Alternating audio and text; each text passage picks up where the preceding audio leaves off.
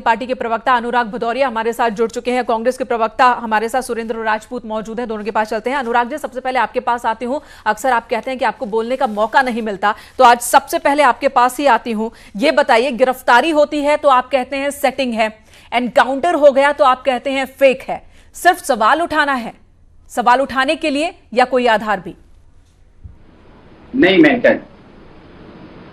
Manta जी, हम लोग day one से कह रहे हैं, आपने सुना होगा, मैंने डे वन से बोला है कि इस अपराधी विकास दुबे की सीडीआर आप पब्लिकली कर दीजिए। इसके ये हम तो कहते हैं आप 8 दिन की कर दीजिए या 2-4 महीने कर दीजिए या 5 साल की कर दीजिए, जिससे पता चल जाए कि इसके संबंध किन किन लोगों से रहे, किन किन अधिकारी और किन किन नेताओं के साथ रहे। देखिए, आप इतना बड़ा अपराधी है, एक तो यहाँ से भाग जाता है, भागने के बाद फिर आता है, एनकाउंटर होता है। देखो, ऐसे अपराधियों की तो सजा मौत ही होती है, इसमें कोई दो राय नहीं। लेकिन क्वेश्चन ये उठता है कि अगर उसके पीछे के लोग बच जाएंगे, जो लोग इस तरह के अपराधियों को पनाह देते हैं, इस तरह के अपराधियों को बढ़ावा देते हैं, नेता और अधिकारी, चाहे किसी दल के हों, मैं चाहे किसी दल की बात कर रहा हूं, मैं ये नहीं कह रहा हूं कि आप सीडीआर में जारी करेंगे तो उसमें हमारे हैं या किसी के नहीं है। तो भारतीय जनता पार्टी जो इस तरह का नाटक कर रही है, उसकी मां से बुलवाती है, कई पर्ची लाती है, तो सीडीआर रख दीजिए सामने, पता चल जाएगा कि कौन झूठ बोल रहा है, किसको छुपाने की कोशिश हो रही है। तो उसी तरह से अनुराग जी सरकार भी कह रही है और पुलिस भी कह रही है कि जांच तो चल रही है, जांच चल रही है। आप कैसे ये कह रहे हैं कि सीडीआर कभी रखी नहीं जाएगी? आप कैसे कह रहे हैं कि जांच पूरी नहीं होगी? और एक गंभीर बात इस वक्त अनुराग भदौरिया आप कह रहे हैं।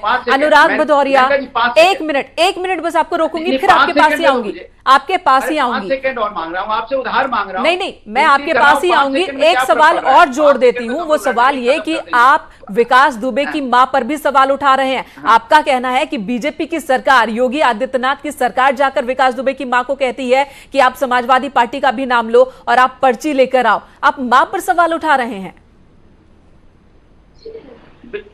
अरे मां की बात नहीं है, यहाँ भारतीय जनता पार्टी की राजनीति की बात है। ये क्या क्या नहीं करते, इनको आप नहीं जानते भारतीय जनता पार्टी कैसी राजनीति करती है। मैं तो सिर्फ एक बात कहता हूं, जिस तरह से जो अधिकारी इसमें इन्वॉल्व हैं और जो नेता इन्वॉल्व हैं, उनकी भी कार ऐसी पलटनी चाहिए जैसे विकास अपराधी की पलटी है, ऐसी उनकी भी कार पलटनी चाहिए, तब सही न्याय मिल पाएगा। नहीं अदरवाइज ये अधिकारी और नेता फिर नया अपराधी पैदा करने में बहुत माहिर होते हैं। ये इसीलिए मैं कह रहा हूं, जब समाज के अंदर से जड़ को खत्म करना चाहिए, अपराध खत्म करना है तो जड़। लेकिन आप ये नहीं कहेंगे, लोग हैं जो पनाह दे, अनुराग भदौरिया, आप ये नहीं कहेंगे कि ये गाड़ी तब पलटी है जब बीजेपी की गवर्नमेंट है, मौजूदा गवर्नमेंट में ही गाड़ी पलटी। इससे पहले तो इसकी गाड़ी रफ्तार के साथ ही चल रही थी ना। तमाम पार्टियों की सरकारें रही लेकिन गाड़ी कभी रुकी नहीं, पलटना तो छोड़िए, रुकी नहीं। चलिए आपके पास आऊंगी, दोबारा आऊंगी। सुरेंद्र राजपूत भी हमारे साथ जुड़े हुए हैं। सुरेंद्र जी, आपको भी ये एनकाउंटर फेक लग रहा है? कल तक आप भी कह रहे थे, कांग्रेस भी कह रही थी कि बचाने की कोशिश हो रही है, लेकिन अगर कल बचाने की कोशिश हो रही थी तो आज मार क्यों दिया गया? देखिए, अपराधी को तो बचाने की आज भी कोशिश हो रही है। एक अपराधियों का मोहरा मारा गया है और एक अपराधियों का मोहरा मार देने से पूरा जो अपराध का तंत्र है, जो चाहे सफेद पोश नेताओं का हो, किसी भी पार्टी के हो, और चाहे वो अफसरों का हो, चाहे किसी भी क्या नाम उस पर अफसर हो, चाहे पुलिस वाले हो, चाहे एडमिनिस्ट्रेटिव सर्विसेज के हो, वो पूरा का पूरा नेक्सस अगर एक अपराधी को मारने से बच सकता है तो बच गया है। राज जो है दफन हो गए, एक अपराधियों का मोहरा मारा गया। तो हमारा तो प्रश्न वही का वही है, अपराध को तो संरक्षण मिला है। आपको क्यों लगता है कि विकास दुबे के मारे जाने से सारे राज दफन हो जाएंगे? क्योंकि जांच चल रही है, उससे कई सवाल जवाब भी अब तक हुए हैं। ऋचा दुबे जो कि उसकी पत्नी है, वो उसके अपराधों में साथ रही, वो अभी भी पुलिस के शिकंजे में है। कई और लोग हैं विकास के साथी, और तमाम कॉल अगर डिटेल्स की बात करें तो वो विकास दुबे के मरने से कॉल डिटेल्स नहीं खत्म हो जाती। तो जांच तो अपनी दिशा में चलेगी, आपको भरोसा नहीं? बिल्कुल कहते हैं ना, एक बड़ा पुराना सा शेर याद आ गया मेनका जी आपकी बात पर। कहते हैं कि किससे करें शिकायत, कैसी ये दुश्वारी है, मुलजिम भी सरकारी है और मुंसिफ भी सरकारी है। आप इस चीज की, मुलजिम और मुंसिफ जब दोनों सरकारी रहेंगे तो एक को पंत कहेगा, एक को निराला। आप इस चीज को देखिए, अगर ये जांच सुप्रीम कोर्ट के किसी सिटिंग जज की सुपरविजन में सीबीआई करे तो आपको राजपाश अपने आप हो जाएगा। जो लोग, जिन लोगों के ऊपर आरोप लग रहे हैं, वही लोग जांच कर रहे हैं। जांच मैं और आप थोड़ी कर रहे हैं। ठीक है, आप जो सवाल और जो बात उठा रहे हैं, हैं बीएसपी अध्यक्ष मायावती ने भी वही बात कही। मायावती ने भी मांग की है कि इसकी जांच होनी चाहिए। हालांकि एनकाउंटर के लिए बधाई भी दे रही हैं और साथ ही इस एनकाउंटर की जांच की भी मांग कर रही हैं ताकि दूध का दूध पानी का पानी हो। इस वक्त हमारे साथ बीजेपी से भी जुड़ चुके हैं बीजेपी प्रवक्ता हमारे साथ नवीन श्रीवास्तव जी मौजूद है। नवीन जी, गंभीर आरोप लग रहे हैं कि ये एनकाउंटर है, फेक है, सरकार के इशारे पर हुआ है।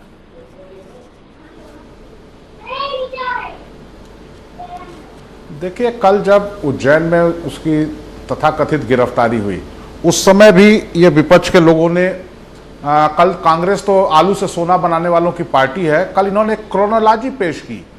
मध्य प्रदेश के गृह मंत्री को जोड़ के और विकास दुबे को जोड़ के इन्होंने एक क्रोनोलॉजी बनाई जो है, और यह कल साबित करने की कोशिश की कि इसको संरक्षण दिया जा रहा है, सरकारी संरक्षण दिया जा रहा है, भारतीय जनता पार्टी की तरफ संरक्षण दिया।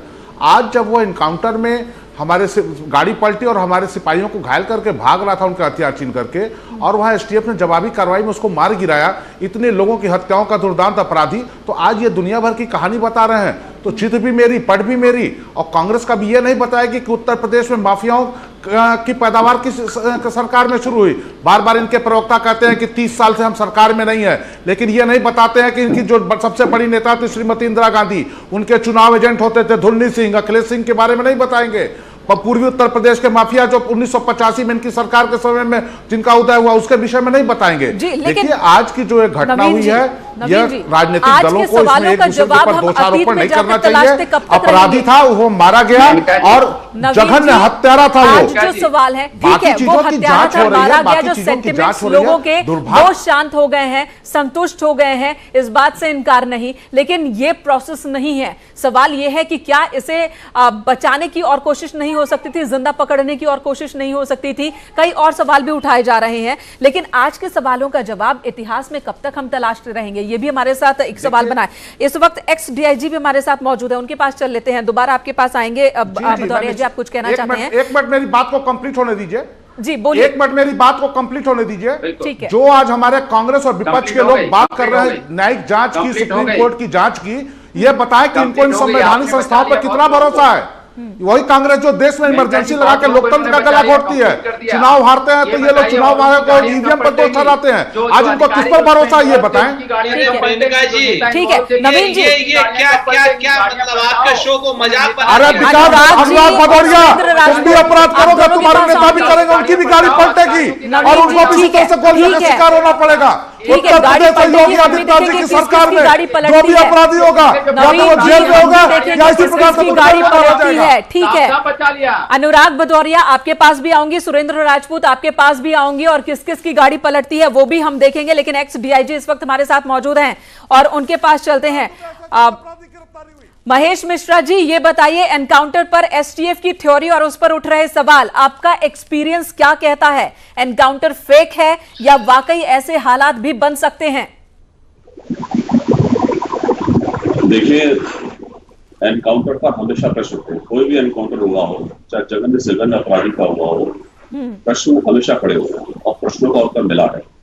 और ये जो एनकाउंटर हुआ है सुबह, ये पुलिस कस्टडी में हुआ है, जब पुलिस की अवरक्षा में था, जब ट्रांजिट रिमांड लेकर चली है पुलिस वहां से उज्जैन से, और उसको यहाँ आज पेश करना था मजिस्ट्रेट के समक्ष। इसी बीच में ये एनकाउंटर हुआ, इसी बीच में गाड़ी स्किप हुई, जो पुलिस ने बताया, जो एसटीएफ ने अपना पूरा वृतांत घटना का वो बताया है, और उसके दौरान वो मुठभेड़ मारा गया है। इसकी भी जांच होगी।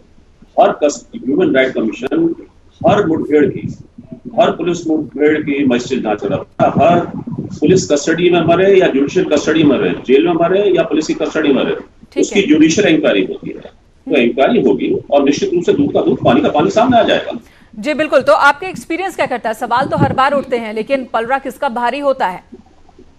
देखिए, ये कहना कि ये फेक है, ये बहुत जल्दबाजी होगी, बहुत जल्दबाजी। हम किसी धारणा पर नहीं पहुंच सकते हैं। हम किसी पूर्वाग्रह से ग्रसित होकर ये बात कहें तो बात अलग है, लेकिन एक थ्योरी हमारे सामने आई है, एक वृतांत हमारे सामने आया, घटनाक्रम हमारे सामने आया है। इस घटनाक्रम को थोड़ा समय लगेगा, लेकिन दूध का दूध पानी का पानी हो जाएगा। ये कहना कि फेक है, ये बहुत जल्दबाजी है, और ये कहना कि फेक है तो ये धारणा से या पूर्वाग्रह से ग्रसित हो सकता है। बिल्कुल, ना तो हम इसे बिल्कुल फेक कह सकते हैं, ना ही सवालों को पूरी तरह से खारिज कर सकते हैं। हमें इंतजार करना पड़ेगा कि पुलिस क्या कह रही है और अगर उसके बाद जांच होती है तो उस जांच में क्या बातें सामने आती है। अनुराग भदौरिया, राज से पर्दा उठेगा तो नाम आपकी पार्टी के नेताओं का भी सामने आएगा। अखिलेश यादव ने ट्वीट किया कि कार नहीं पलटी बल्कि सरकार पलटने से बच गई। ये बताइए, आप भी कह रहे हैं कि अगर ये ढेर नहीं होता, अगर ये ढेर नहीं होता सरकार ढेर हो जाती, लेकिन कार तो आपकी पार्टी के नेताओं की भी पलटती फिर। मंत्री थे, उनकी भी फोटो साथ में है। सतीश निगम इनके विधायक हैं, उनकी भी फोटो साथ में है। जी नवीन जी, ठीक है, ये बातें सबके सामने हैं और बीते एक सप्ताह से सारी तस्वीरें इस वक्त सबके सामने हैं। सबका सामने आ जाएगी, नवीन जी की जरूरत नहीं पड़ेगी। मैं तो कहूंगा ठीक है नवीन जी, आपके पास आऊंगी। भदौरिया जी को बोलने दीजिए। भारतीय जनता पार्टी के पेट में दर्द हो रहा है, हमारे पेट में दर्द नहीं है। हम कहते हैं इंक्वायरी करा लो सबके सामने। हम कहते हैं क्यों सीडीआर पेश नहीं की, क्यों छुपा के रखी हुई है।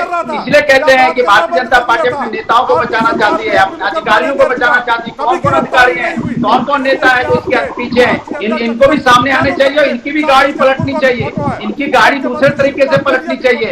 इनकी रोड पे पलटी है, उनकी गली में पलट जाएगा सकरे रास्ते पे। लेकिन अगर इस दाग की बात करें अनुराग भदौरिया, इस दाग की बात करें तो इस दाग से आपका दामन भी साफ नहीं है।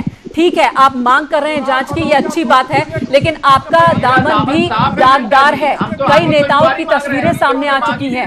सुनिए सुनिए हमारा दामन साफ है, भारतीय जनता पार्टी का। अनुराग भदौरिया सुनिए, ठीक है, आपकी आवाज बहुत तेज है, लेकिन मेरी बात भी सुन लीजिए।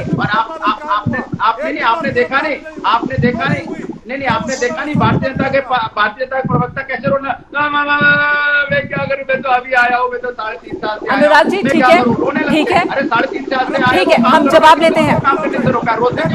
अनुराग जी, नवीन जी से ही हम जवाब ले लेते हैं। अरे आप 3.5 साल की सरकार, बताइए आपने क्या काम किया। नवीन जी, आपके पास आ रही हूं मैं, फिर आप अपनी बात रखिएगा, लेकिन उससे पहले अनुराग भदौरिया, आपकी पार्टी के भी नेताओं की तस्वीरें सामने आई है विकास दुबे के साथ। विकास दुबे के गांव के लोग कह रहे हैं कि आपकी जो पूर्व विधायक वो भाई मानती थी विकास दुबे को और वहां पहुंचती थी अरुणा, जो कि राखी बांधने पहुंचती थी। बाकायदा नाम ले रहे हैं, बाकायदा तस्वीरें आ रही हैं, तो इस दाग से कोई भी बचा नहीं है। लेकिन नवीन जी, आप पर गंभीर आरोप लगे हैं, तो जवाब दीजिए अब आप।